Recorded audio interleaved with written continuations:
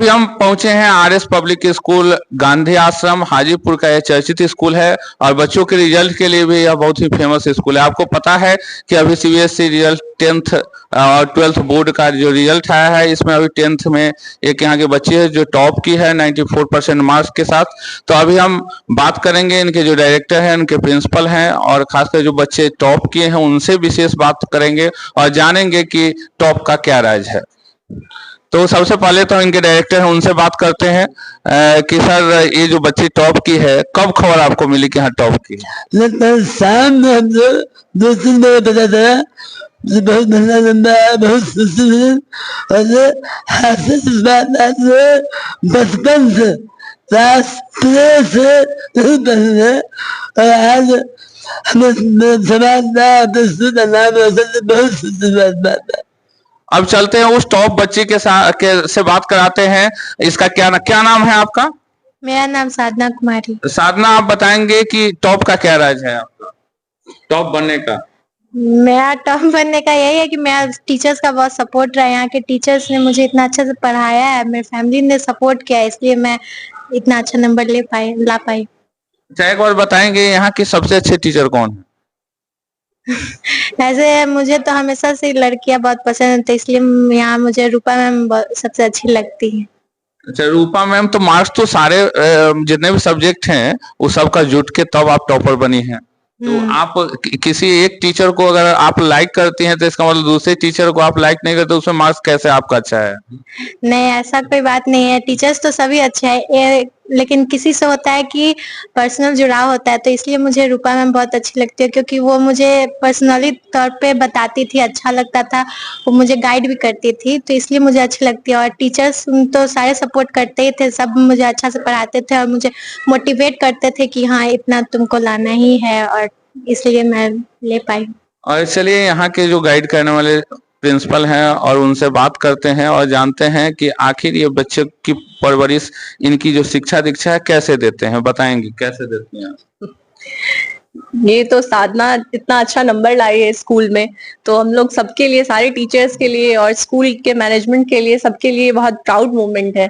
और बच्चे को शिक्षा तो स्कूल में, हम लोग टीचर हैं तो शिक्षा देने के लिए ही स्कूल है, तो बस सबको जितना हो पाता है हम लोग पूरी मेहनत करते हैं और कोशिश करते हैं कि सारे बच्चे आगे बढ़ पाएं। चलिए, एक ऐसी बातें होती है कि पढ़ाई तो सब जगह होती है, सब लोग सिलेबस पढ़ाते हैं, लेकिन सिलेबस को किस तरीके से पढ़ाना है ताकि बच्चे उसको प्रैक्टिस करके अच्छा करें, इसके लिए इनके जो दूसरे गाइडलाइन करने वाले जो वरिष्ठ इनके जो शिक्षक हैं उनसे बात करते हैं और जानते हैं कि बच्चे को सिलेबस के साथ साथ कैसे मोटिवेट करते हैं कि बच्चे अच्छे करते हैं। देखिए, सबसे पहले तो जरूरी है बच्चों के लिए सेल्फ स्टडी। तो यहाँ पे एक जीवंत एग्जाम्पल हम लोग के सामने है साधना। इसने सिर्फ स्कूल की पढ़ाई की और होमवर्क किया और सेल्फ स्टडी किया।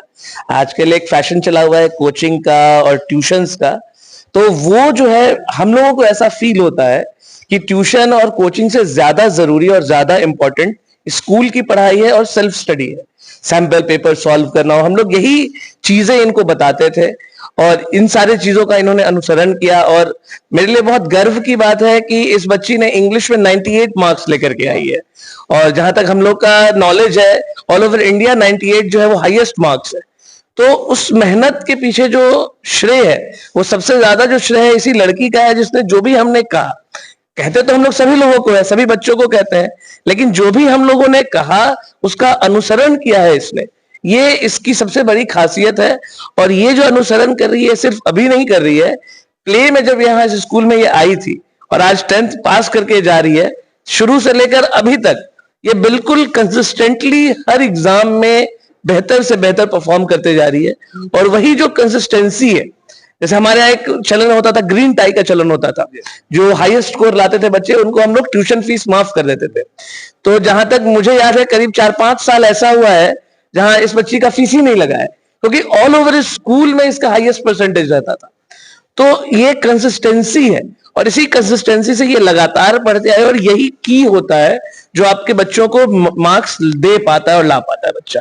चलिए, इन्होंने कहा कि होनहार वीरवान के हो चिकने पात, पहले ही से दिखाई दे रहा था साधना अच्छी स्टूडेंट रही है, टॉप स्टूडेंट रही है इस स्कूल की। लेकिन इनके जो जूनियर्स हैं, जो बच्चे अभी 10th में 9th में हैं, उनसे भी हम ये जानना चाहेंगे कि वो साधना दीदी के से कितना इंस्पायर हैं। बताएंगे कि आपकी जो दीदी साधना दीदी अभी टॉप की हैं, तो इनको देख के आप कितने खुश हैं? साधना दी को देख के हमें बहुत ज़्यादा खुशी हुई है, हम काफ़ी ज़्यादा इंस्पायर हुए हैं इनसे। इन्होंने बताया है भी हमें कि हमें कैसे एग्ज़ाम के लिए प्रिपरेशन करना चाहिए, हमें क्या-क्या करना चाहिए, हमें बहुत सारे नॉलेज इन्होंने दिया है। तो हम लोग इस चीज़ को अपनाएँगे, हम लोग इस चीज़ को अपने फ्यूचर में अपना अप्लाई करेंगे।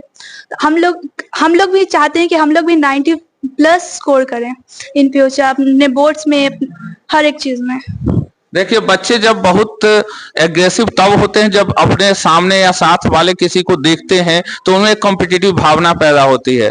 अभी सर ने बताया कि हम बच्चे को क्या करते हैं, सिलेबस को गाइडलाइन करते हैं, बाकी का बाकी जो मेहनत करने की बात होती है, सेल्फ स्टडी की बात होती है, उसमें कंसंट्रेशन बनाने की बात होती है, यह बच्चों पे डिपेंड करता है। इसलिए यहाँ के जो स्टेटमेंट है, यहाँ जो बच्चे अच्छे किए हैं, इनको देख के हमारे देखने वाले जितने दर्शक हैं उनको चाहिए कि हम अपने बच्चे को 10 जगह भटकाने की उन्हें जरूरत नहीं है, उनके सिलेबस पर फोकस करने की जरूरत है।